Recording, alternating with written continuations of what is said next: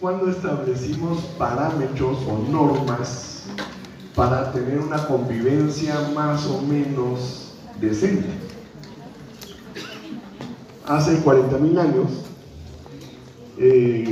nos peleábamos con los Neandertal por ser los principales pobladores de la Tierra. Los Neandertal eran una raza humanoide, eran grandotes, medios mensos. En cambio, el Homo sapiens sapiens era más inteligente, por eso destruyó finalmente al Neandertal. Y todos tenemos una misma estructura de personalidad. Dentro de esa estructura de personalidad, pues existen estos dos tópicos, el de la vida y de la muerte, el de la alegría, el de la tristeza, el odio y el amor. El amor, pues ese lo conocemos. Hemos tenido el privilegio de amar, de ser amados, de compartir, pero también más de algún personaje por ahí nos ha odiado, aunque no querramos. Y hemos sentido eso, ese desvalor a la dignidad que generan el odio y la venganza. Bueno, esto es lo que vamos a enfocar. En términos psicoanalíticos, la maldad es la capacidad del sujeto de ejecutar la destrucción del otro. Pero en algún momento se establecieron parámetros de relación y comienza a aparecer la sociedad. Para poder vivir todos en sociedad, entonces establecimos parámetros. El código de Hammurabi, hay códigos egipcios, y progresivamente fuimos estableciendo entonces parámetros. Esto sucedió, si bien el código de Hammurabi, también en todas las otras civilizaciones, aztecas, incas, mayas, establecieron parámetros, o por lo menos había alguien que mandaba y decía qué se hacía o qué no se hacía, o un dios al cual apelar, y siempre hay alguien que interpreta lo que dice Dios y definía qué conducta era aceptada o no en esa sociedad. La maldad puede estar dirigida hacia personas o hacia la sociedad como un todo, con cualquier tipo de pretextos. El terrorismo es un ejemplo de maldad. En el terrorismo encontramos una conducta típica cuyos verbos rectores en el tipo penal del terrorismo dice que el fin de organizarse es buscar la destrucción del Estado porque se quiere obtener un beneficio secundario que es acaparar el Estado. Entonces, el ISIS, por ejemplo, quiere destruir todos los estados para generar su hegemonía.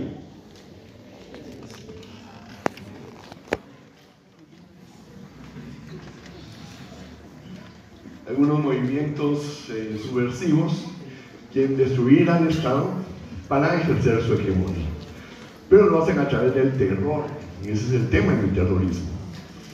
Es muy diferente al crimen organizado en las maras, ¿sí? Las maras son crimen organizado, no es terrorismo. Y se confunde porque lo mediático a veces genera esa confusión. Pero ustedes académicos tienen que mantener la línea de la diferencia en los tipos penales. Bien. Puede ser dirigida a grupos específicos de personas, odiar a las personas por su condición social, por su religión, porque son feos.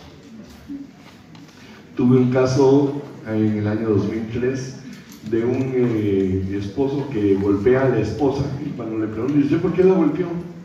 Porque es fea. La señora sí era fea, pues. Pero nada para golpearla. El tema era que en ese grupo, esto fue en Baja Verapaz, cuando los dos nacieron, los asignaron como futura pareja. O sea, no había que yo quiero conquistar a la otra jovencita por ahí, no, a ti se te asigna a ella y bien. Entonces él trabaja en la costa, se va a hacer esos sus ciclos de trabajar en cañaverales y se enamora.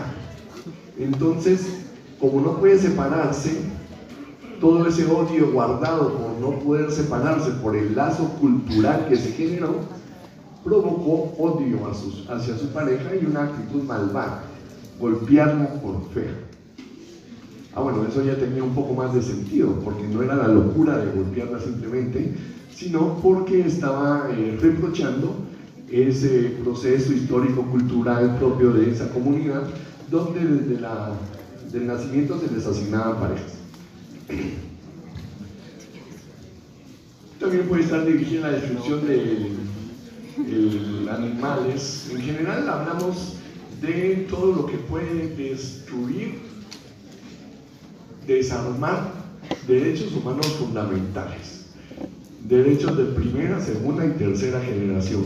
Recordemos que los derechos humanos ya van por la tercera generación, van hacia la cuarta generación. Puede estar también dirigida a destruir bienes materiales específicos, y aquí ya nos metemos en el asunto de la tutela de los bienes jurídicos. Solo que aquí le vamos a asignar ya el parámetro normativo formal. El ser humano entonces puede generar cualquier tipo de conducta con cualquier tipo de pretextos que va a buscar la destrucción del otro. Ese es el tema de la maldad. Acabar con el otro con algún tipo de explicación, fundamento, pretexto, excusa o lo que se le ocurra, que lo va a plantear desde una posición aparentemente buena. Vamos a poner un ejemplo. Estamos en inicios de la Segunda Guerra Mundial, Alemania nazi, y aparece derecho penal fascista. Belzer, uno de los que manejó el tema del derecho penal nazi, y él decía: el bien jurídico que vamos a tutelar es la pureza aria, tipo penal. Entonces hay que matar a los judíos porque no tienen esa pureza aria, y como la tenemos que tutelar, entonces procuramos la destrucción de los que no sean parte de la raza aria. ¿Por qué? Porque es un bien jurídico, o sea, no todos los bienes jurídicos nacen de una garantía constitucional o de derechos humanos, ¿sí? Entonces modificaron su código penal y establecieron que la pureza aria había que a todo nivel conservarla. Por lo tanto era prohibido casarse con judíos, era un delito. ¿Por qué? Porque se está tutelando el bien jurídico de pureza aria. Entonces, ¿qué pasa con los jueces de esa época? Pues tienen que regirse bajo las características del derecho penal nazi. Y esa es una de las explicaciones de por qué había que matar judíos. Si nos ponemos muy de derecho penal, pues diríamos, bueno, pues si lo estableció en su derecho penal, no cometió ningún delito al asesinarlos, porque menos judíos se iba a depurar mejor el asunto de la raza aria. Es un poco de una explicación de cómo una conducta que evidentemente es malvada y perversa se visualiza desde un bien jurídico tutelado. Entonces, los bienes jurídicos tutelados no son garantía de estar defendiendo algo bueno o algo que la sociedad pretenda que sea bueno. Por eso hay que tener mucho cuidado con la tutela de los bienes jurídicos y los tipos penales. No todos necesariamente entonces van a ser bienes jurídicos como bienes de una sociedad que quiere una armonía.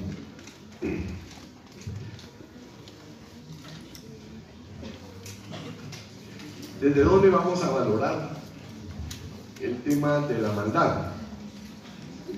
Obviamente, cuando hablamos de maldad, ya establecimos que es una conducta guiada, o tiene como fin esa conducta la destrucción del otro, con sus diferentes matices que vamos a revisar. Y aquí es donde el derecho penal y la criminología se entretejen. ¿Por qué? Porque la criminología establece los parámetros de conducta que son aceptados en cada sociedad. Por ejemplo, si voy a Irán o si alguna de ustedes, jovencitas, va a Irán y deciden meterse a una piscina en bikini, las van a pelear. Y con razón en Irán. O sea, aquí no importa, aquí pueden estar en cualquier forma. No en cualquier forma, pero pues no los van a apedrear, les van a sacar memes, pero no los van a apedrear. En estas teocracias, entonces, la criminología tiene un enfoque de acuerdo a las características históricos, sociopolíticas, culturales de ese escenario. La criminología en Latinoamérica valora la conducta desviada, toda aquella conducta que vaya en contra de las expectativas culturales y sociales del desempeño conductual de esa sociedad. O sea, toda la sociedad, la cultura tiene expectativas sobre el desempeño de los ciudadanos. Un ejemplo puede ser el acoso laboral. En Guatemala el acoso laboral será una conducta desviada, pero no es un tipo penal. Entonces no podemos meter a nadie a la cárcel porque todavía falta que legislen esa conducta desviada para colocarla como tipo penal en el Código Penal o que se arme una ley especial. Entonces pueden seguir acosando, que no hay mucho claro.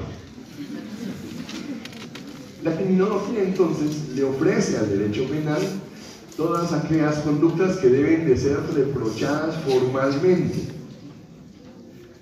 La conducta desviada, cuando la conducta desviada que esta sociedad y cultura identifica y por su connotación genera una fuerza de reproche de parte de la sociedad, esa fuerza de reproche social lleva al legislador a convertirla en un tipo penal, o sea, delito. Estamos, ¿verdad? Femicidio. ¿Mataban mujeres por su condición de mujer? Sí, pero siempre por asesinato. Ah, no, entonces pongámosle femicidio y subámosle otros 20 años, unos 40, 50 años. Porque estábamos en un momento histórico, social, político, donde muchas mujeres morían por ser mujeres.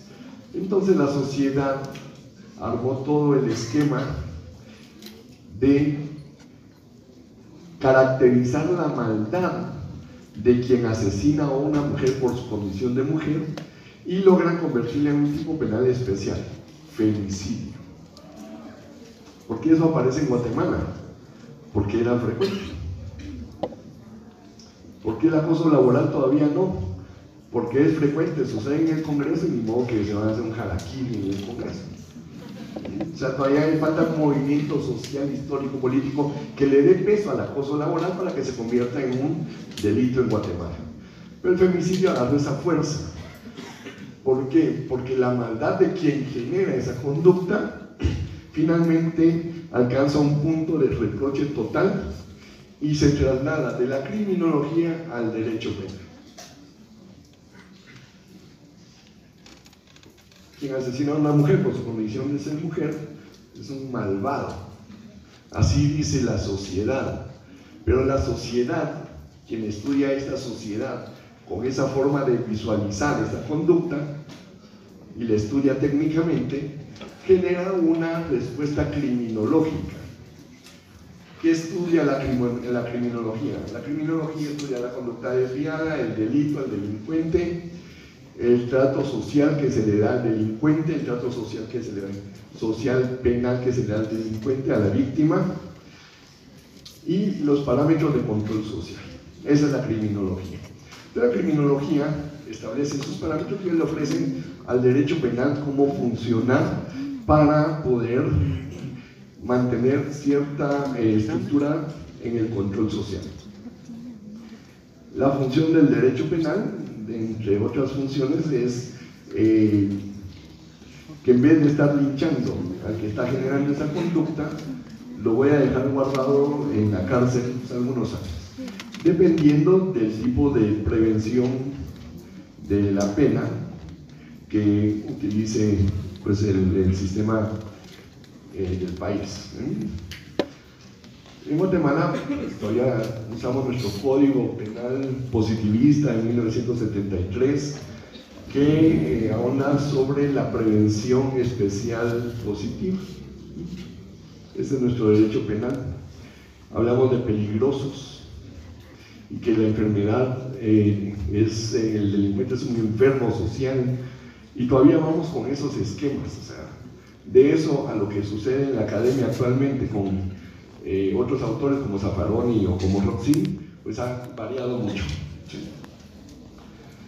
En fin, la maldad, entonces, en términos generales, se va a convertir en una conducta desviada que va a ser llevada al derecho penal y a través de los legisladores a un tipo penal y a un delito, y esa maldad va a ser el injusto. ¿Cómo vamos a encontrar la maldad dentro del derecho penal? Como la suma de tipicidad y antijuricidad. Conducta típica, sí, que no se vale en este país, antijurídica, por lo tanto es injusta. Esa es la maldad dentro del derecho penal, el injusto. Y después nos adentramos en el tema de la culpabilidad, de la pena, pero este injusto, en suma, viene a ser finalmente la maldad. Desde el punto de vista de psiquiatría y psicología, vamos a valorar la maldad desde el problema mental o el problema de personalidad. Y aquí es donde nos encontramos con el derecho penal.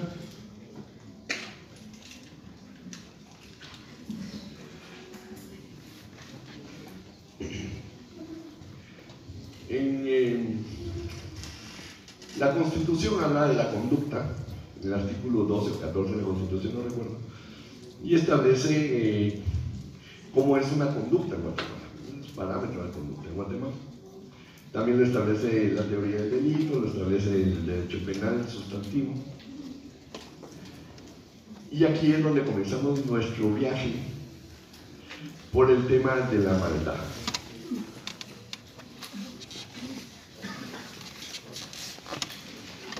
En términos generales somos un país reactivo, solo reactivo, o sea, no pasamos de eso. Ya, detengamos, hagamos, ¿y ahora qué? No, pues ya es sábado, hay que regresar a la casa, terminó la huelga. Somos reactivos, cerramos los edificios, protestamos. Muchas es viernes, se acabó la protesta. Si llueve, se acabó la protesta. Si llega la policía, se enciende la protesta. Pero nada más. O sea, nunca pasamos al otro nivel. O sea, no tenemos una revolución mexicana, una revolución inglesa, una revolución como la revolución de Estados Unidos. Aquí tenemos intentos revolucionarios. Porque muchas veces el tema de la maldad manipula estos intentos. Toda conducta se genera en el cerebro. Absolutamente todo. Hasta cuando hablamos de lo espiritual, ahí está metido también.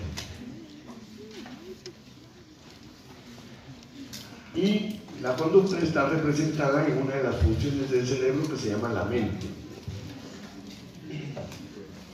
El cerebro tiene por lo menos 3 funciones básicas: motora, sensitiva y mental.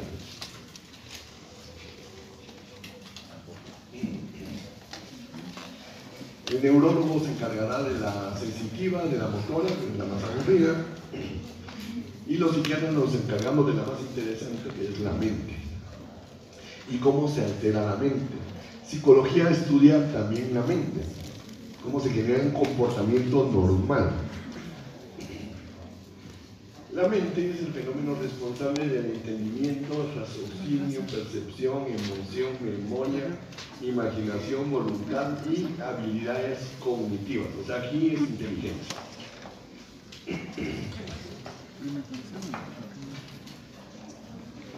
La mente entonces va a integrar las funciones del cerebro, la información, razona, concluye Existen procesos conscientes, inconscientes y de procedimiento.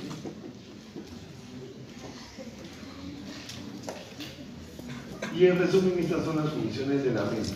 La mente está integrada por todas estas áreas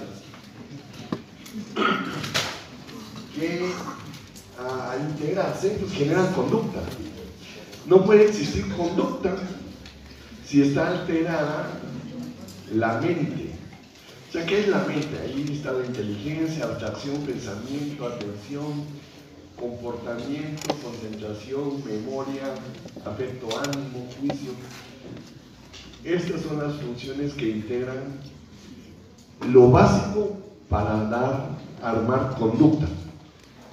Ahora bien, la conducta, cuando está integrada y va a salir a lo cotidiano, tiene que salir en forma de personalidad, que ya es como soy. Esa personalidad es la que usualmente le da el matiz de malvada a la conducta. Entonces, un proceso mental integra las funciones de la mente y da como resultado la capacidad de querer, de entender y obrar por sí mismo, en términos criminológicos penales. La conducta es la reacción de un ser humano ante determinados estímulos,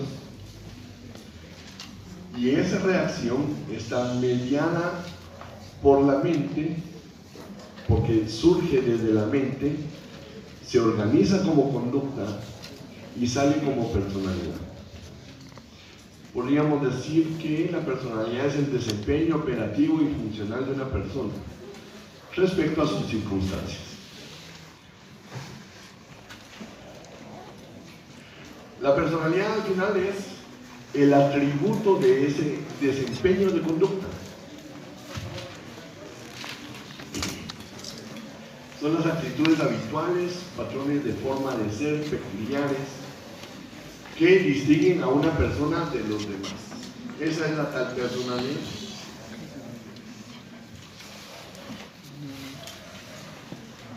Y la personalidad requiere de un proceso de integración biológico, psicológico, social, donde encontramos diferentes parámetros.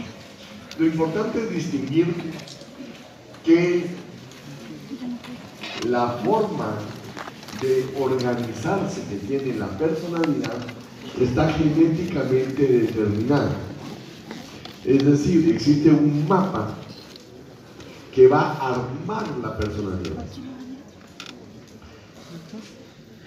Pero hablamos de una personalidad básica. Es la personalidad que nos distingue como seres humanos. Esa personalidad entonces va a integrar. Cuando hablamos de organización de la personalidad, pensemos en que estamos construyendo un edificio que tiene cimientos, tiene columnas y diferentes áreas que van a integrar ese edificio. Ese sería como el mapa genético de una personalidad. ¿Cómo vamos a llenar ese mapa genético? Ya depende de estos factores: temperamento, carácter, parámetros de crecimiento y desarrollo, aspectos sociales, culturales, familiares, sexualidad, individualidad, espiritualidad, desarrollo de habilidades y destrezas. Todos esos parámetros van armando ese edificio que es la personalidad. Y como todos vamos a tener experiencias diferentes en la armazón de estos aspectos, eso nos va a hacer diferentes a los demás. Todos vamos a tener experiencias muy diferentes respecto a cómo nos criaron, a qué establece la sociedad como parámetro de ser feliz, o qué cosas están prohibidas. Y por eso necesito de la niñez para ir organizando la personalidad, de tal cuenta que no existe personalidad hasta arriba de los 18 años. Antes de eso, se está armando el edificio de la personalidad. Por eso niños y adolescentes son inimputables, porque todavía no han organizado su personalidad. La personalidad termina de armarse por ahí de los 24 años. Si ustedes no han llegado a los 24 años, todavía tienen algún chance de no ser como son. O decidir si no les gusta cómo son, cambiar un poquito. Todavía tienen ancho.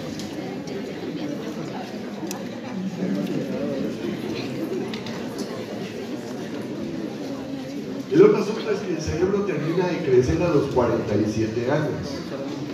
O sea, todavía le pueden agregar muchas cosas a su cerebro, en términos cognitivos, afectivos, de sexualidad, de espiritualidad, y crecer con ellos. Todavía hay chance. Pero de alguna forma cada uno de ustedes conoce su entorno, conoce cómo son los demás y saben manejarse en ese entorno porque ya tienen su forma de ser más o menos armada. Por lo tanto, se pueden distinguir. Entonces, si los ponen a hacer un trabajo de grupo, ya saben con quién hacerlo. Ya saben con quién no hacerlo. Por eso cae mal que les asignen los grupos por numerito. Porque les va a tocar ese que siempre nunca hace el trabajo. Siempre hay alguien que no hace el trabajo. ¿Sí? El que dice, yo pongo 50 pesos y me dice. Siempre, no hace falta. Aparece ese personaje, o el que saca todo el trabajo, o el que teclea todo el trabajo. Bien. Entonces, la forma de ser comienza su organización al desarrollar habilidades y destrezas en la niñez y al practicar ser adulto en la adolescencia. Todos estos aspectos que se van juntando para formarme como personalidad van a consolidarse en la adolescencia. La adolescencia es un periodo donde se debe practicar ser adultos. Los adolescentes tienden a ser muy quisquillosos porque usualmente retan al adulto porque quieren oír un discurso. Se ponen oposicionales, desafiantes, ¿sí? Y no lo quiero hacer, y pues lo hacen, y no lo quiero hacer, quiero oír argumentos, porque esos argumentos le van a dar sentido a su formación como adulto. Por eso practican ser adultos. Una práctica que no funciona mucho en Guatemala es tener relaciones interpersonales, mantener una relación interpersonal. O sea, estoy hablando de noviazgo, todavía no de sexualidad porque eso asusta. Asusta pero gusta. El tema de las relaciones interpersonales se evita en este país. Si a ustedes les dijeron al entrar a la universidad, especialmente a las jovencitas, vas a estudiar a la universidad. Cuidado, te miro en la manita con cuidado. ¿Sí? Cuidado. Y vas a la San Carlos. Más cuidado todavía. Ahí te lavan el cerebro. Te bautizan. Te enseñan derecho penal de verdad. No derecho penal del enemigo como en otra universidad. En fin, como no les dan permiso de poder practicar, se tienen falencias en las relaciones interpersonales cuando ya les toca tomar decisiones como la pareja. Entonces comienzan a practicar siendo adultos y es una de complicaciones porque nunca los dejaron practicar y la experiencia de modelar y modular la relación interpersonal.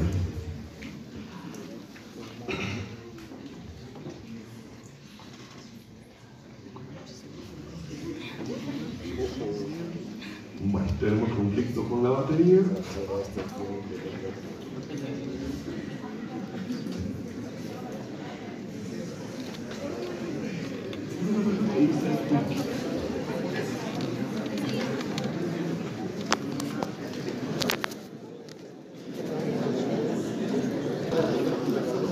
El proceso de crecimiento y desarrollo, entonces, aparte de lo que vimos ya de niñez y adolescencia, se van matizando los aspectos que tienen que ver con identidad, integridad, dignidad y por lo tanto valores sociales, culturales, espirituales a raíz de lo básico que tiene que ver con identidad, integridad y dignidad, y que estos tienen que ver con patrones de crianzas, tendencias psicopedagógicas y orientaciones socioculturales.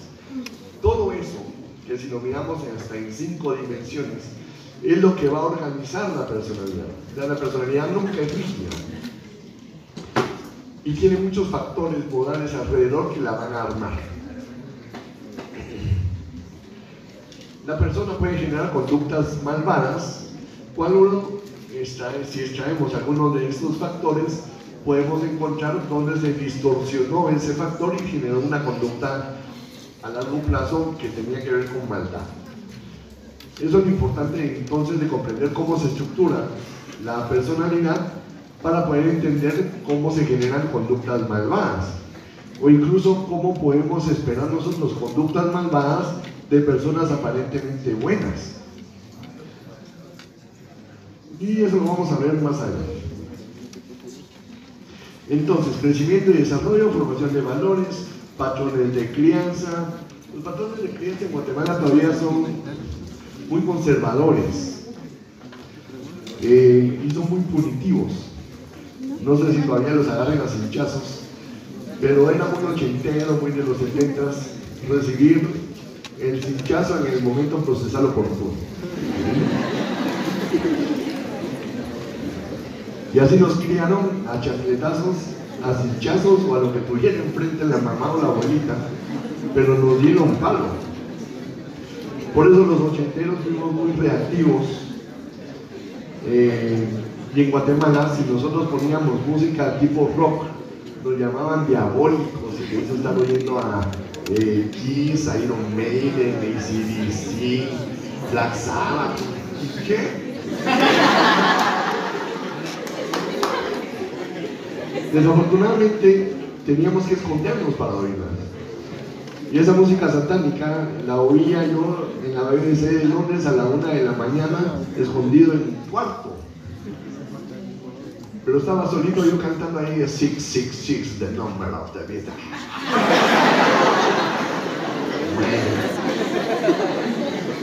Yo cantaba eso en la casa, yo era el diablo.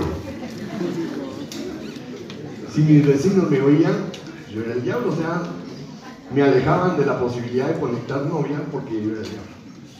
Entonces me etiquetaban, y aquí entramos a otro tema que tiene que ver con el etiquetamiento de criminología, porque nuestra sociedad, muy a la usanza de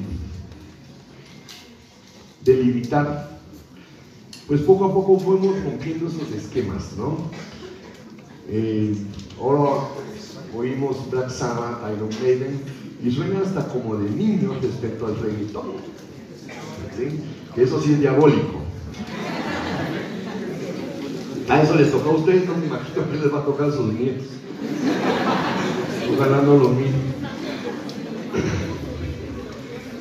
Incluso en algún momento me tocó revisar una tesis, estar en la terna y presidir una terna de tesis que decía, sugería, en una tesis de criminología, un policía que estaba en la licenciatura de criminología, y que él decía que había que usar el esquema pedagógico de la Escuela Politécnica de Adolfo Boll para poder evitar esa maldad que nace en los jóvenes de nuestro país. Y ponía como uno de los factores de riesgo oír rock, porque eso nos volvía malvados. Entonces obviamente lo cortamos ahí, ¿sí? Cuidado, habla mal, soy muy rockero, y si habla mal de Rata Blanca, le va a caer. Y Rata Blanca a finales de los 80 era fabuloso, impresionante Rata Blanca, no digamos la tona y nuestros rockeros guatemaltecos. Pero eso no nos hace malos, ese es el tema, ¿sí? Lo supuestamente malvado que tenía esa como subcultura, porque estamos hablando de la posmodernidad donde se vale de todo, no nos convierte en malas personas. Pero esa era la idea. La idea en esa época que nos íbamos a enfermar por ese tipo de ideas y nos podíamos volver malvados. Y éramos malvados por nuestro aspecto. Si no les gustaba cómo nos vestíamos o las cosas raras que hacíamos. Éramos los ochenteros de Alush Nahual, Alto al Fuego y cosas por ahí. Y vamos a ver ese tema muy importante, porque vamos a hablar de la banalidad del mal al final. Bien. Todos estos esquemas entonces, no necesariamente al ser mal vistos por la sociedad, pero no concebirse como males en la integración de la personalidad, van a influir en la forma de ser, no necesariamente malvada, aunque la sociedad crea que estoy en un escenario malvado. De repente, ese marihuano, rockero, no es tan mala gente, pues. Esto es marihuana, ahí no pasa. Se le fregará un poco el cerebro y no pasará de ahí. Pero es más peligroso otro tipo de personas, ¿sí? Y aquí entramos al famoso esquema de controversias. ¿El delincuente nace o se hace? Se hace para que no lo agarren. Pero esta es la realidad en el tema de la delincuencia. Un porcentaje nace delincuente, ¿sí? Y otro se arma en el camino. Y en esto influyen escenarios políticos, económicos y sociales. Esto es dinámico, es muy dialéctico, muy dinámico. Yo he tenido niños malvados. Una vez atendí a un niño de 5 años que violó a su hermanita de 2 años. ¿Cómo la violó? Pues estaban cambiando el pañal, la mamá desatendió a la nena, este agarró un lapicero y lo introduce en la vagina y sacó sangre. ¡Ay, salió sangre! ¿Eh? O sea, nada de que asustarse. Ya ¿dónde está la empatía en ese niño? ¿Será que ya le pasó lo sociocultural encima para generar esa conducta o no? No. En mi práctica de psiquiatría forense evalué 5 niños con tendencias psicópatas y eran demonios. O sea, ese niño estaba viendo que se robaba de la clínica, me dio miedo. Preguntaba para qué servían las cosas y cuánto costaban las cosas. La mirrunga tenía 5 años. No lo querían en su casa, lo habían expulsado de su casa a los 5 años. Si quería la familia ver si por favor no lo aceptaban en alguna cárcel de niños de 5 años. Ya por eso lo evaluamos en psiquiatría forense. Y así muchos casos. Este niño también dentro de lo que hizo fue empujar a su abuelita de 80 años por las gradas. ¿Sí? A ver cómo se caía.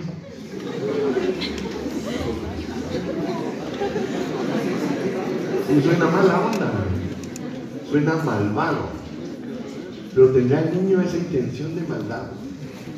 ¿Qué le está pasando al niño en su cerebro? 0.1% de los niños que nacen pueden tener esas tendencias psicopáticas. Eso será una conferencia más. Bueno, entonces, algunos nacen, y ahí no hay pierde. Cualquiera que les diga, no, solo se hacen los ojitos de cangrejo, sí nacen. No son muchos, pero sí algunos. Este es el círculo 24 de este, donde depende de lo que miran, así serán sus conciencias.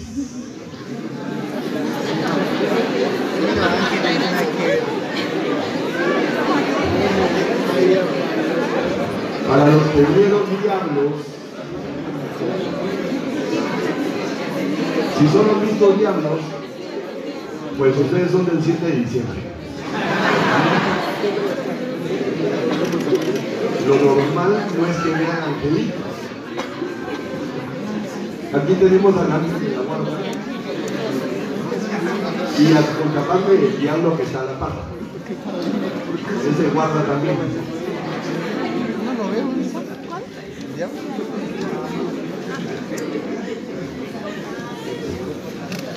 ¿Quiénes son los malvados en términos psiquiátricos y psicológicos? Los han clasificado como sociópatas y psicópatas. Vamos a usar la clasificación del doctor Muñoz del 2007.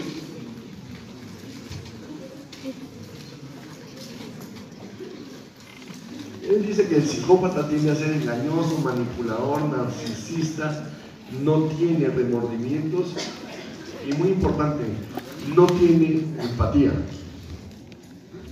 La mayoría de los actos perversos y malvados se generan porque la persona no tiene empatía. Me enfermé de empatía, pues a mí me vale el otro, entonces lo puedo cosificar, lo puedo atropellar, lo puedo destruir, porque no tengo eso, como dicen muchas personas, póngase la mano en la conciencia, pero si no la tiene, ¿dónde va a ponerse la mano? Hay personas que tienen la facilidad de generar conductas delictivas, conductas desviadas, porque no tienen esa conciencia de empatía.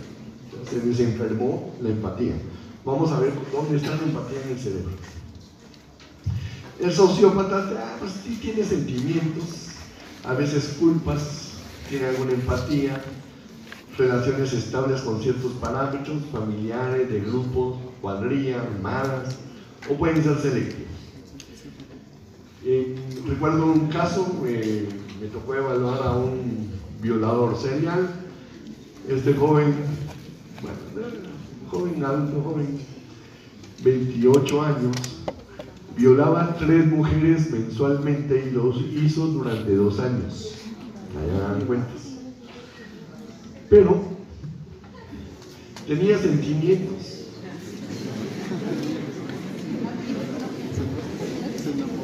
¿Alguna vez tuvo la cortesía de decirle a su víctima si la podía dejar cerca de su casa? Y no fuera a hacer que le pasara algo.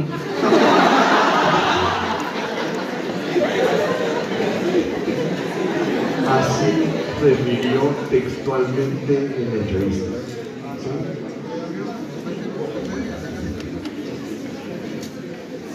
Formaba parte de un grupo familiar integrado, donde él era un papá proveedor, cariñoso con sus hijos, quería mucho a su pareja, lo tenía por una buena persona en su ambiente de trabajo, trabajaba en un mercado.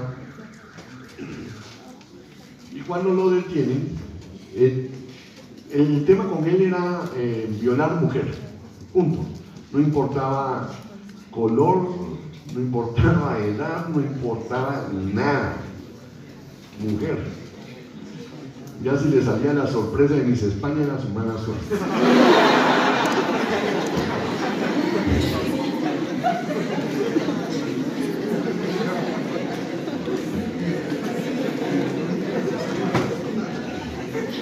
Entre sus víctimas estaba una señora de 82 años.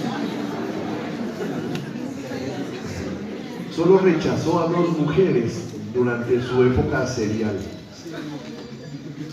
Una mujer que tenía cáncer de útero por las características que él menciona, y una mujer que cuando fue abordada y la ingresa a su pick-up, porque él trabajaba su serialidad con un pick-up, se defecó y entonces la sacó del pick-up. Fueron las únicas 2 situaciones donde él no abordó a su víctima. Pero tenía sentimientos. Bueno, finalmente lo detienen, algunas víctimas ratifican su denuncia, yo hago la evaluación forense, y el tema con él es un tema de abuso sexual a los 8 años por parte de su tío. Ahí encontramos un poco una explicación de esa conducta sexual desproporcionada y distorsionada.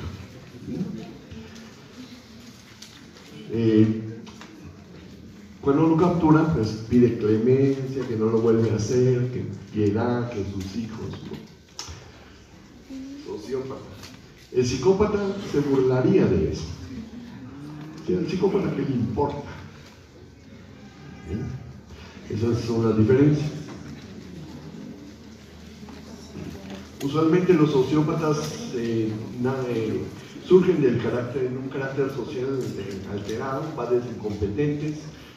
Los psicópatas tienen mucho de origen genético, lo vamos a revisar cuando miremos cerebros psicopáticos. Dificultades en la socialización del sistema nervioso. Son más numerosos los sociópatas que realmente los detienen. Los psicópatas son más difíciles de detener. Rápidamente, algunos rasgos comunes de los sociópatas: conciencia débil, pocas expectativas de su futuro, responde rápido a recompensas, a castigos inmediatos, son como berrinchuros, adultos hacen berrinches, ¿sí?, de niño, impulsivos en el momento de alguna reacción, menosprecio hacia metas de largo plazo, depredadores habituales, mala capacidad de vincularse y relacionarse como factores de riesgo.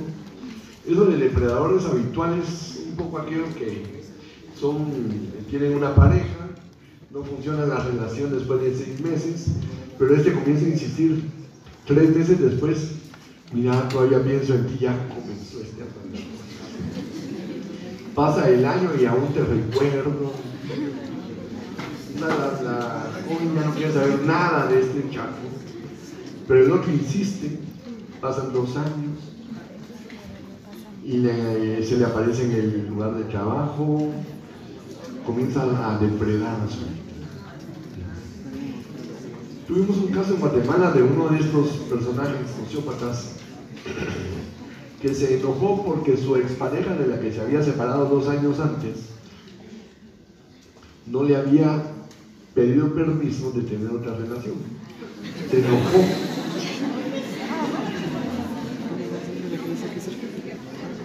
Y se vengó de ella.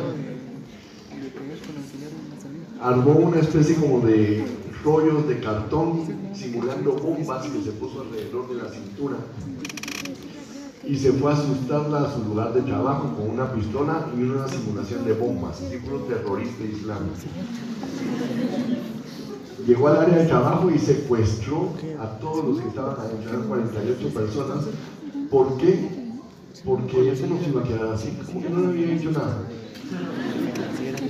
Si ellos todavía son algo. En su idea fantasiosa de una relación interpersonal distorsionada, obviamente. Pasaron muchas cosas, llegó la policía, llegaron los bomberos, llegué yo.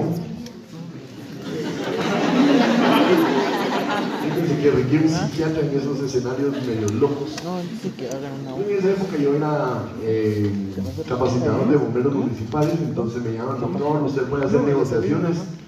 Yo dije en el fondo: pues no, bueno, pero yo no me pierdo eso. Entonces nos fuimos. Estamos en primera línea de visión. Los rehenes, que aquí vamos a una situación muy rara, porque los rehenes comenzaron a decirle: mira, tenemos águilas, nos hemos ido con águilas, escenario, usted nos detiene. Entonces pidieron pizza. Bueno, hicieron una votación para decidir qué iban a pedir: hamburguesa, pollo campero, pizza, Taco Bell. Ganó la pizza y se hizo una segunda votación porque no sabía si en Domino's, en Pizza Hut, en Pizza. Ganó Pizza Hut. Eso es real. Yo entrevisté al personaje que cometió este hecho. La fiscalía lo iba a llevar por el delito de terrorismo solo por llevar aparentemente bombas. Nada que ver el tipo penal de terrorismo, pero se hicieron ya con el tema de terrorismo. Llegué yo, hice la evaluación, se estableció que no era esa la intención de él, la de destruir el Estado de Derecho en Guatemala. Entonces solo le dieron 3 años de cárcel por asustar a todos.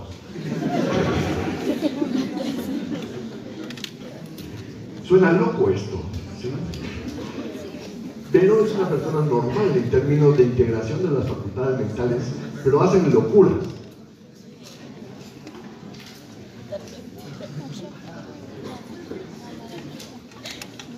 Este cabe dentro de un sociópata porque no estaba ni bien organizado, muy ansioso, se entregó rápido. El asunto con entregarse rápido es que cuando llegaron las pizzas, él se entregó, entonces nadie probó pizza. El fiscal las pagó, se lo comieron los policías. Y así pagó la pizza. El psicópata es más de pensamiento, discreto, manipulador, carismático, cae bien. Es el típico político bonachón, yo los quiero a todos, los amo. ¿Cómo iba a pensar en que Quetzaltenango es mi segunda patria? Lástima que no son el séptimo estado. Y después cambia el discurso en otro lugar, ¿sí? Nunca vamos a perder la unidad nacional, ¿sí? Tiene esa capacidad de envolver. Ese es el psicópata. El psicópata cae bien, los va a invitar a un trago, les va a prestar, les va a hacer favores porque tiene que cobrarlos. Es buena gente, ¿sí? Y eso convence. Por eso es el psicópata manipulador y carismático. Este es desorganizado.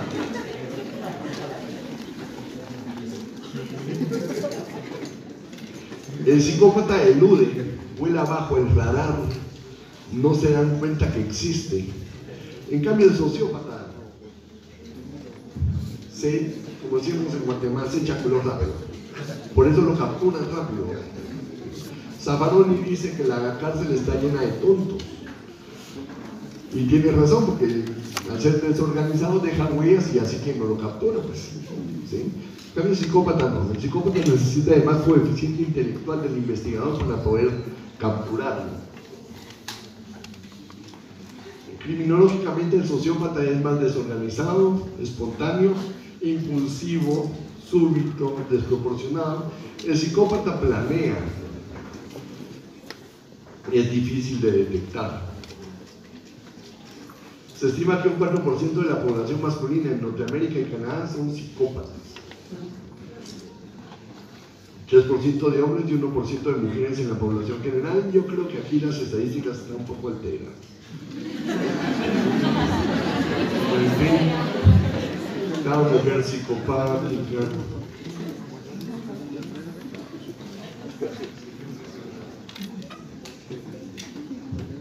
Ese tipo de personalidades las clasificamos en psiquiatría como trastornos de personalidad o psicopáticas. Generalmente hacen sufrir a los demás. No son inimputables, pero como el caso que les conté, hacen cosas locas, raras, más bien bizarras o raras, bien estructuradas, pero raras. Aquí vamos a encontrar acosadores, asesinos y violadores seriales, personas que generan maltrato infantil, mamás que maltratan a sus hijos, que odian a sus hijos. Aquí tenemos el síndrome de Medea. Medea era la esposa de Ulises. Bueno, resulta que Ulises se fue a dar una vuelta por las islas griegas y dejó a su Medea con sus hijos, en lo que él regresaba. Aguantó pasar por donde estaban las sirenas cantando, que eran las que seducían, lo ataron a un mástil del barco para que no pudiera caer en la seducción de las sirenas. Pero por ahí alguien lo encantó, que no era sirena, y regresa con pareja de ese viaje. ¿Qué hace su esposa cuando él regresa del viaje? En venganza asesina a sus hijos. Ese es el síndrome de Medea. Odiar a los hijos. No se imaginan la cantidad de mamás y o papás que odian a sus hijos y los destruyen convencionalmente. O sea, les rompen capacidades, habilidades, destrezas sociales, autoestima. Adultos mayores, hay personas que maltratan al adulto mayor de forma consistente. Personalidades que generan violencia intrafamiliar, Ahora imagínense 2 trastornos de personalidad que se van a casa, divorcios conflictivos, o sea, en eso van a tener mucho trabajo. Y conductas delictivas impulsivas. Ahora bien, muchas psicopatías, algunas psicopatías tienen características orgánicas. ¿Qué es orgánico? Cuando en psiquiatría hablamos de algo orgánico, hablamos que existe una alteración morfológica o anatómica en el cerebro, secundaria a algún tipo de traumatismo, una patología, alteraciones genéticas. Esas alteraciones anatómicas o bioquímicas pueden generar conductas psicopáticas, ese es el tema. Y donde más las vamos a encontrar es a nivel del lóbulo temporal y principalmente frontal. La parte del cerebro que nos ha convertido en seres humanos y ciudadanos respetables es el lóbulo frontal. El lóbulo frontal se ha especializado en una corteza que se llama corteza prefrontal, donde se generan aquellas parámetros de filtro. Un ejemplo, estamos en el aula recibiendo la clase de criminología, estamos comenzando el año y aparece esa compañera que la vi desde primer año y que alguna vez intercambiamos ojitos y me parece atractiva y de repente me dice que sí, muy diferente a aquel que se vistió de no sé qué personaje y tampoco se trata de eso.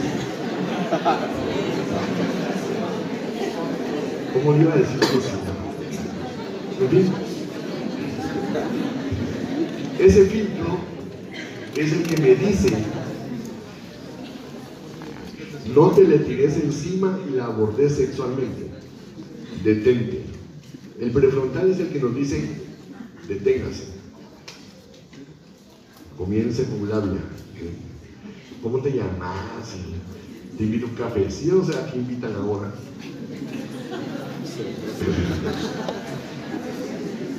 Yo no me invitaba mucho, pero y utilizamos parámetros aceptables socialmente y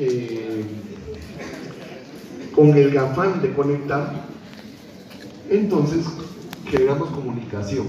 El prefrontal es el que va a modular esa comunicación, el que nos dice: no sea salvaje, platique, revise a ver si de repente también hay una empatía, o si no, pues no.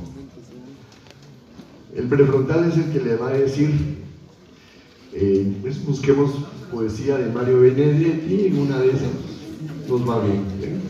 Les recomiendo Táctica y Estrategia de Mario Benedetti. Los que quieran conectar, ahí lo googlean, es muy bueno, infalible, todas caen con Táctica y Estrategia. Les dejo un tip de cuarentón. Esta área, entonces, es la que, si se altera, genera conductas malvadas. Lóbulo frontal, 37% del volumen del cerebro humano. Funciones distintivas y características de la especie humana. Voluntad de acción, modificación de entorno, cooperación social. Si yo me enfermo del lóbulo frontal, voy a tener problemas en la cooperación social. Conductas filogenéticamente establecidas en el Homo sapiens. Funcionamiento social, de adaptación y de beneficio. El lóbulo frontal, entonces, es el área que contiene los parámetros éticos de permiso para cometer o no cometer algún acto indebido. Funciones ejecutivas, tareas complejas, capacidad de pensar en una meta concreta, prever consecuencias. El sociópata no prevé consecuencias, se tira y ahí va. Y después, ay, creo que metí las patas. ¿sí? No previó la consecuencia, se fue de boca. No le funcionó mucho el área ejecutiva del prefrontal. Valora posibilidades de éxito, se concentra en puntos claves, reflexiona. Todo esto lo hace la corteza prefrontal. Y si se altera la corteza prefrontal, vamos a llamarle síndrome disejecutivo. Hay un caso muy importante en la historia de la conducta y del trastorno de conducta, sobre todo en alteraciones prefrontales, que se lo recomiendo. Es el caso de Phineas Gage, Phineas PHI. Pues si lo quieren googlear y revisarlo en YouTube, hay un bonito resumen. Phineas Gage era un tipazo, ¿eh? El tipo era buena gente, buen papá, buen trabajador, era lo máximo. Hasta cantaba en el coro de la iglesia. Pero sufrió un accidente. En el accidente, un barrote de hierro le atraviesa desde la parte baja de la mandíbula hacia la corteza prefrontal y sobrevive años con esa lesión. Pero después de esa lesión, Phineas Gage ya no era Phineas Gage. Lo echaron del trabajo, maltrataba a su familia, se emborrachaba, insultaba a las personas. ¿Qué le pasó a ese cerebro en esa lesión? Ese es el tema que llevó al estudio de los componentes característicos del cerebro en función de conducta, 1800 y pico. Yo les recomiendo estudiar el caso de Phineas Gage. Pero quienes entonces sufren una alteración en corteza prefrontal van a tener problemas con el pensamiento abstracto, se van a tornar impulsivos, van a confabular, euforias injustificadas, falta de autoconocimiento para reconocer propias dificultades, apatía, desinhibición, motivaciones variables, respuestas afectivas inapropiadas, agresividad, perseveración de aspectos conductuales, usualmente perversos o agresivos, disociación entre saber cómo se hace y lo que se hace, se distraen con facilidad, incapacidad para tomar decisiones, despreocupación de la norma social. Todo esto es porque se altera el lóbulo prefrontal. De tal cuenta que se han hecho estudios clínicos en psicopatías, donde se ha descubierto que cuando los individuos con psicopatía imaginan o observan a otros en dolor, las regiones del cerebro necesarias para sentir empatía por el dolor ajeno y preocupación por la situación ajena están poco activadas en el área del cíngulo anterior del cerebro. O sea, estudiaron a psicópatas y los pusieron a observar imágenes de dolor, situaciones dolorosas, y resulta que no activaban bien el cíngulo anterior. ¿Qué pasó ahí? ¿Será que no se formó bien el cíngulo anterior o su proceso psicopático deterioró el cíngulo anterior? Eso todavía no lo sabemos. Respuesta reducida a señales de amenaza o de castigo en otros estudios clínicos en psicópatas, cuando encuentran alteraciones en el circuito límbico prefrontal, que es este área prefrontal, dorsolateral, y entonces las personas que tienen estas respuestas reducidas a las amenazas, que tienen tendencias psicopáticas, tienen alteraciones en el área prefrontal dorsolateral. Esto va a complicar al derecho penal porque entonces pueden justificar posibles inimputabilidades.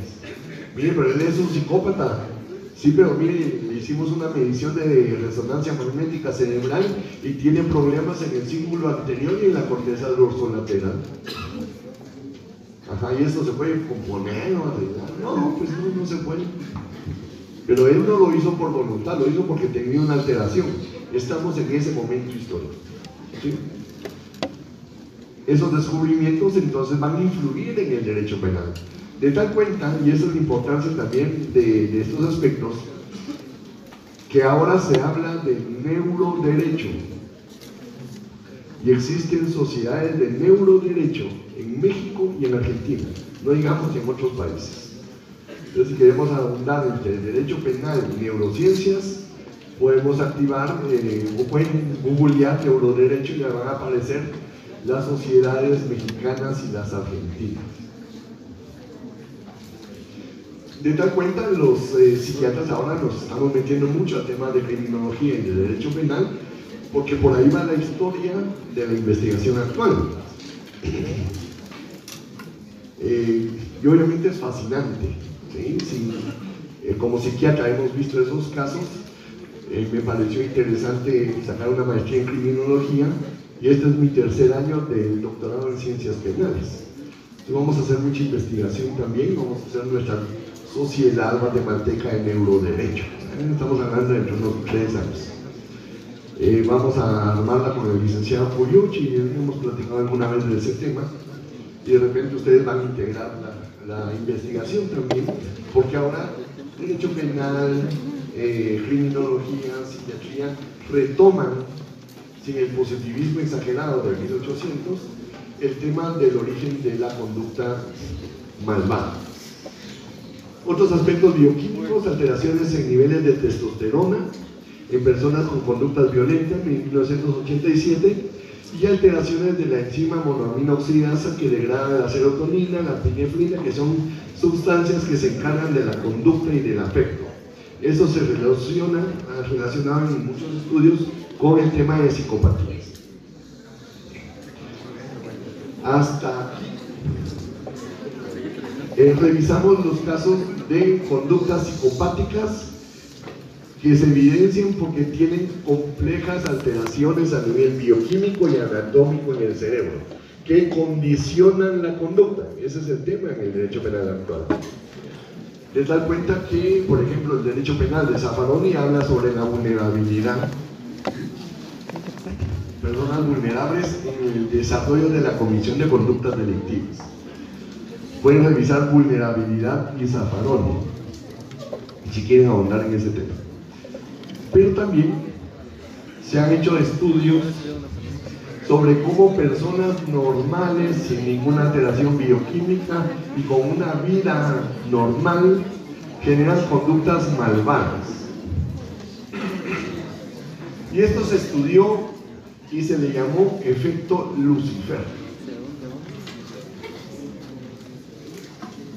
Bueno, yo no sé por qué agarraron a un chivo como Lucifer, pero entre que les dicen chivos a los de Sheila y Lucifer hay mucha diferencia. Ese es un chivo, es un macho cabrío, es Lucifer.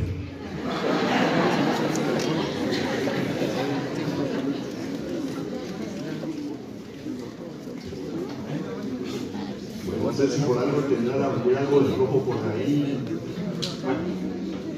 El asunto es que el efecto Lucifer lo estudia un psicólogo social de apellido Zimbardo, y esto es pura psicología y criminología, criminología básicamente.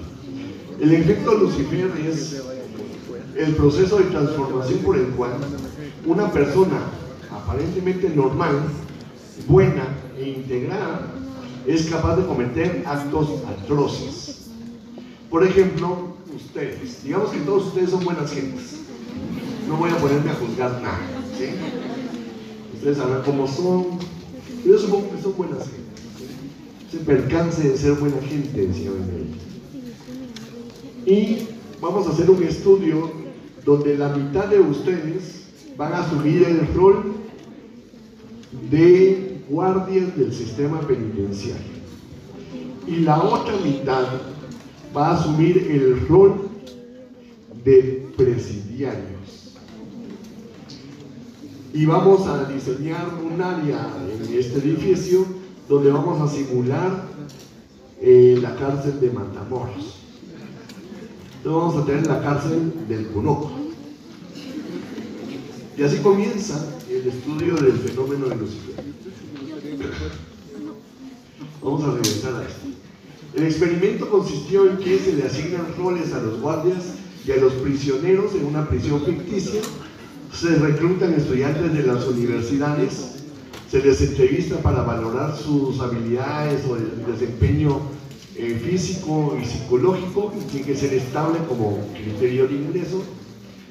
La cárcel ficticia se instala en el sótano del Departamento de Psicología de la Universidad de Stanford.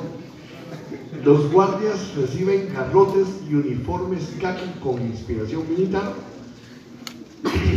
y también se les proporcionan gafas espejo para impedir el contacto visual. O sea, no podían verse a los ojos, y usaban gafas oscuras. Los prisioneros debían vestir solo con bata, sin calzoncillos, y sandalias con tacones de goma, en vez de sus nombres se les iba a asignar un número. El preso 834, preséntese, ¿sí? Y comenzaron a generar el rol de cada uno. Iba a durar 2 semanas el estudio, y los guardias, o sea, la mitad de ustedes que era guardia penitenciario, asume el rol y comienza a maltratar a los compañeros de ustedes que eran la otra mitad, que son los prisioneros. Incluso los torturaron. Cuando pasaron 5 días de experimento y las torturas eran significativas y los prisioneros se estaban sufriendo y los otros estaban maltratando a los prisioneros, una psicóloga que fue invitada a ver el experimento, amiga de Zimbardo, le dice: mira vos, esto ya no es ético, se te está yendo la mano, porque el otro asumió, Zimbardo era el director general del sistema penitenciario, y él asumió ese rol en su investigación y trastoca todos los aspectos dentro de la investigación. Y a esas personas universitarias saludables como ustedes comienzan a generar conductas perversas y malvadas de humillar al prisionero. ¿Por qué al asumir el rol cambia mi forma de ser? Este es el tema con el efecto Lucifer. Son casos donde, lejos de existir un trastorno o un pasado traumático, lo que hay en realidad es la influencia poderosa de un factor situacional. Y eso es lo importante de la investigación. El factor situacional fue capaz de deshumanizar a las personas. Todos somos buenas gentes en el pueblo, pero no tenemos ningún problema en echarle gasolina a una persona que robó una gallina y quemarla. Pero no, pues aquí todos somos buena gente, vamos a la iglesia, nos queremos a nuestros hijos, nos queremos, amamos. Pero si invita a alguien, o si convocan, los 48 cantones bajan y lo queman. ¿Son buena gente? Sí. ¿Están organizados? Sí. ¿Tienen expectativas de concordia y de buenas relaciones interpersonales? Sí. Pero queman. Destruyen. Factor situacional. En el año 95 me tocó hacer mi EPS de medicina. Me gradué de médico con los 24 años.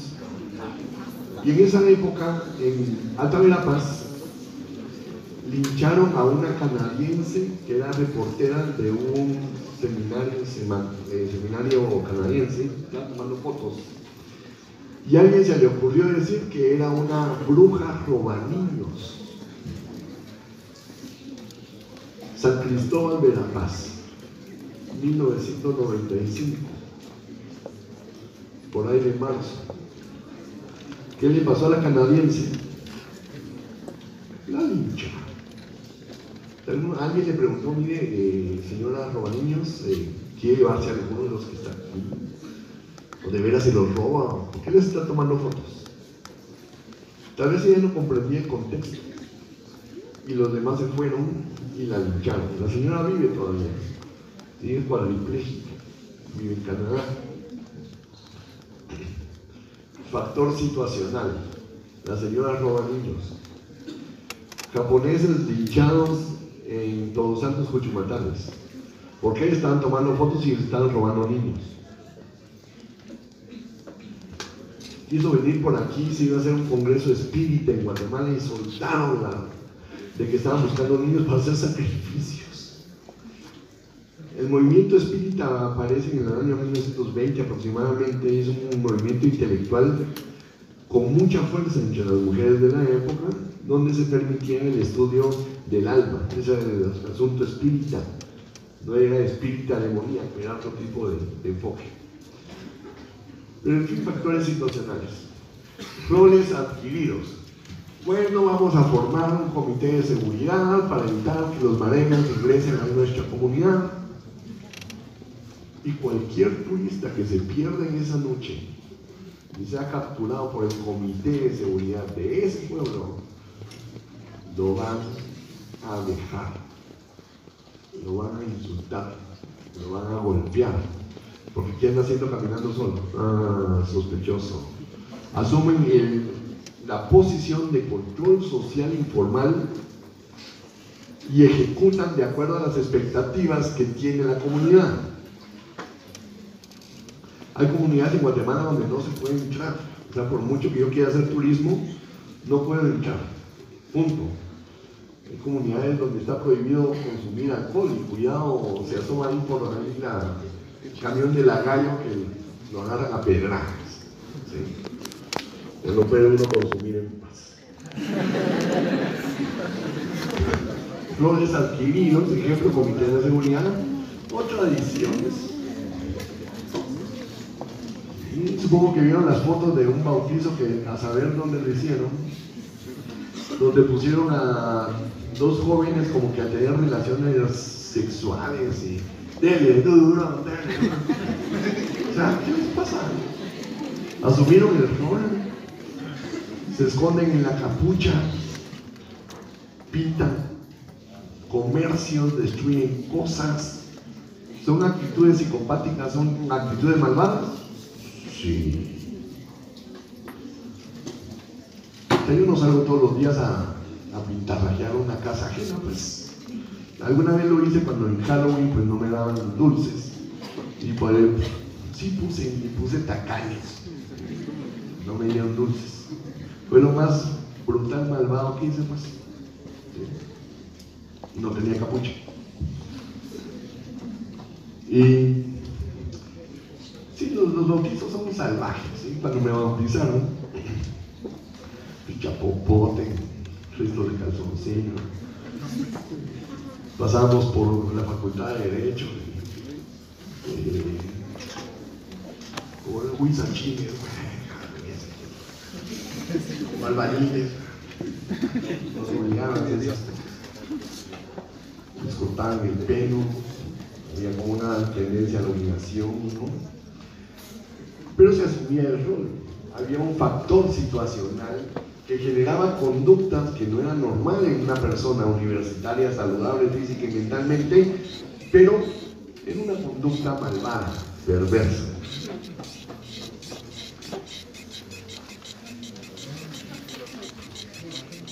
Aquí tenemos a Lily Inglaterra, que está jugando con su prisionero árabe. Está jugando de perrito. Venga para acá, venga. Así decía el comité del Congreso que estudió ese caso. Ella asume el rol. Cuando revisamos la historia de Lily, era una persona normal, buena gente, la quería en su casa, decidió involucrarse en las Fuerzas Armadas de Estados Unidos, colaborar con la patria y todos esos cuentos. Y sus papás nunca se imaginaron que ella fuera a estar haciendo eso con un prisionero. ¿Qué le pasó? ¿Se mira malvado eso o no?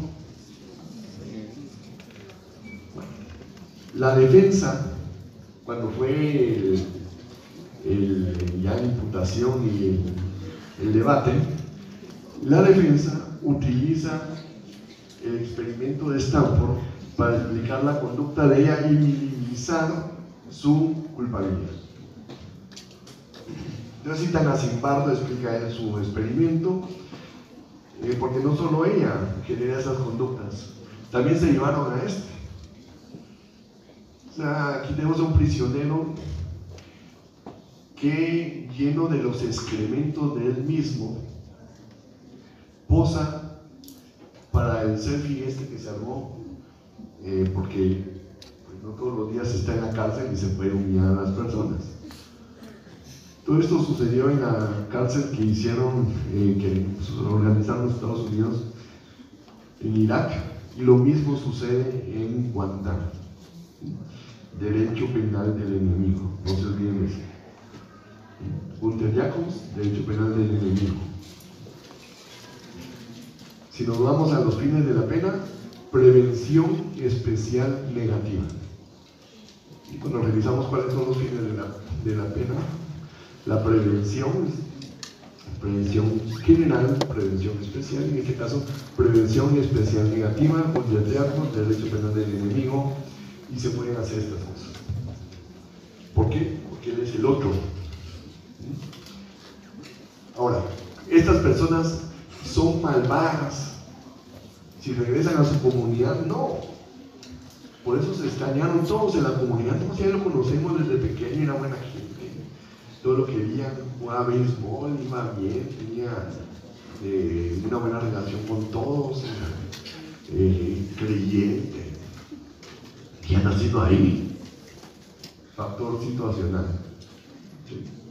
Eso quiere decir que cualquiera de ustedes puede generar conductas malvadas.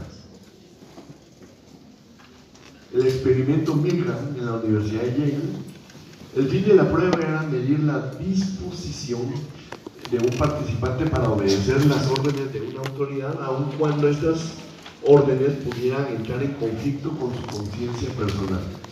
Y lo que hicieron fue un esquema del experimento. Ponían a una persona que iba a simular recibir descargas eléctricas. Este era el sujeto que está, cualquiera de ustedes que se involucraba en el estudio, y este era el experimentador que dirigía el esquema del experimento. El experimento consistía en que si a él le hacían una pregunta y no respondía, le comenzaban una descarga progresiva de electricidad. Entonces el principio era así como, ¿sí? A ver, ¿quién fue el primer presidente de Estados Unidos?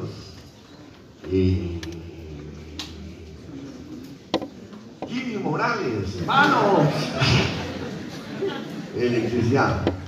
Pasamos a la segunda pregunta. ¿Quién estaba con una cometa y una llave y descubrió el pararrayos?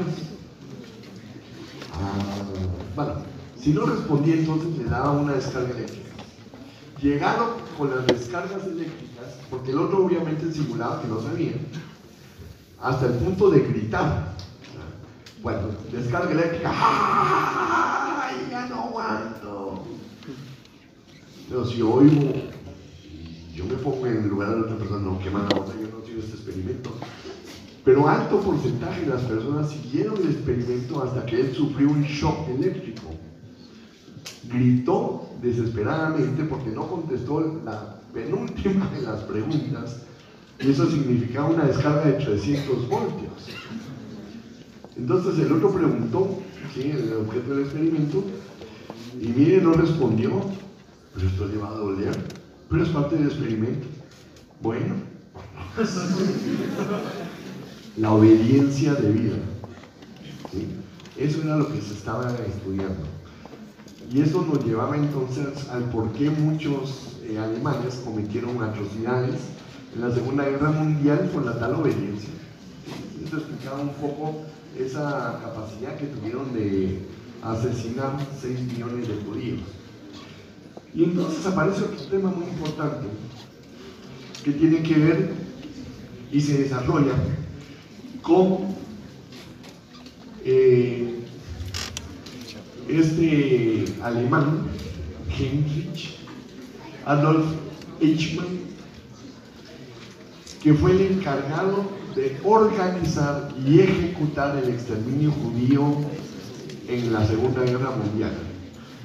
O sea, él y sus expertos organizaron los campos de concentración, cómo iban a asesinarlos, a meterlos a todos en una cámara de gas, o iban a matar a todos, después los iban a meter en lugares para quemarlos, y porque aquí hacían un gran hoyo para ponerlos a todos, entonces era más fácil cenizas, ¿sí?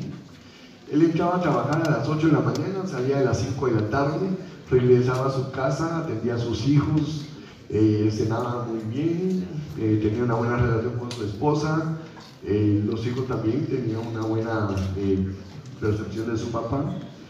Y él decía en el juicio, pero yo estaba haciendo mi trabajo. Pero estaba matando gente, 6 millones de judíos, ¿no? Pues sí, pero para comenzar estábamos garantizando la pureza allá. Era un bien jurídico tutelado. En segundo lugar, ese fue mi trabajo. Por eso no me generó ningún conflicto hacerlo, porque tenía la obligación de hacer mi trabajo. Me pagaban por eso. Yo trabajaba de 8 a 5 de la tarde. ¿Sí? Le preguntaban en el juicio, él se fue a Argentina y los servicios de inteligencia de Israel lo cacharon en Argentina, lo metieron en un avión y se lo llevaron a Israel y comenzó el juicio a Eichmann. Y una de las preguntas, ¿tiene usted alguna culpa por lo que hizo? No. ¿Por qué lo hizo? Porque era lo correcto en ese momento. Eichmann, en términos generales, era un hombre ordinario, despreciado por algunos de sus colegas, era inofensivo, refractario al uso de la violencia. En lo cotidiano mostró ser muy eficiente en tareas que se le encomendaban, pese a que nunca pudo pasar de ser un oscuro cargo de segunda categoría, muy lejos de los centros de poder, donde se decidía cuándo, quiénes y cómo destruir. Su existencia en los campos de concentración de exterminio en Europa fue vital para que se destruyera la vida de muchas personas. Esta era parte del trabajo que hacía Eichmann. Clasificaba personas, separaba niños, niñas, papás, mamás, hombres, mujeres, profesionales, los despojaban de su dignidad, de su identidad, los destruían,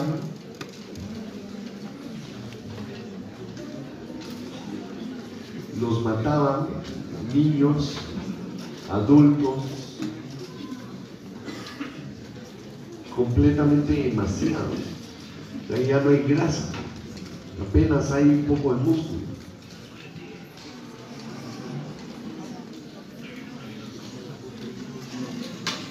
Y finalmente los quemaban. Para que no se dijera que eso no había sucedido,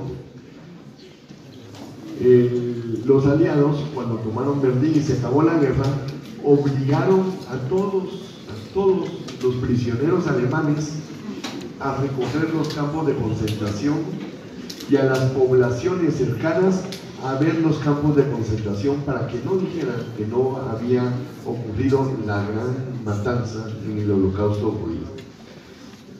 Ahora, podríamos pensar que Eichmann era una persona malvada. No, una persona ordinaria. Entonces, Hannah Arendt, cuando ella va a ver el juicio, establece algunos parámetros y dice: precisamente el problema con Eichmann era que demasiados hombres fueron como él y que la mayoría de estos no eran ni pervertidos ni sádicos, que eran y todavía son terrible y aterradoramente normales. Esta normalidad de los perpetradores, su mundanidad repetitivamente rayana en lo vulgar, es la que debe ser conciliada con un crimen de magnitud desconocida hasta el siglo XX. No es necesaria una sofisticación e inteligencia extremas para matar a millones de seres humanos de forma eficiente y mecanizada por los motivos más inverosímiles, y era matarlos porque eran judíos. Para Hannah Arendt, Eichmann no era un monstruo, y el pozo de maldad que uno podría pensar. Y así pensaron la mayoría de las personas. Cuando descubren quién había organizado el asesinato de 6 millones de personas, ¿qué pensaríamos nosotros de esa persona? Que era un malvado, que era un perverso, sádico, pero era la persona más normal del mundo. Ese es el tema con la maldad. La relatividad de la maldad, la banalidad de la maldad, como menciona Hannah Arendt. Y sigue planteando, los actos de Eichmann no eran disculpables ni inocentes, pero estos actos no fueron realizados porque Eichmann estuviese dotado de una inmensa capacidad para la crueldad, sino por ser un burócrata operario dentro de un sistema basado en el acto del exterminio. Factores situacionales. Esta es una pared en Auschwitz y miramos la desesperación de las personas que son asfixiadas por gases y que en un intento por respirar arañan la pared. El bien y el mal, lo bueno, lo malo, causas y azares. Por lo tanto, finalizando, la maldad también es inherente al ser humano, no solo por el odio, por la envidia, por la venganza o por la lujuria, sino porque cualquier persona puede acercarse al lado oscuro. A pesar de sólidas estructuras de personalidad, no se garantiza con esa solidez el bien total del ser humano. Y a no ser que busquemos un real equilibrio, la tendencia a la maldad va a estar por muchos años en todas las posibilidades de nuestros actos, salvo que seamos lo suficientemente inteligentes y comprendedores de la conducta y del bien como para mantenernos en el lado de la luz y de la buena gente. Muchas gracias.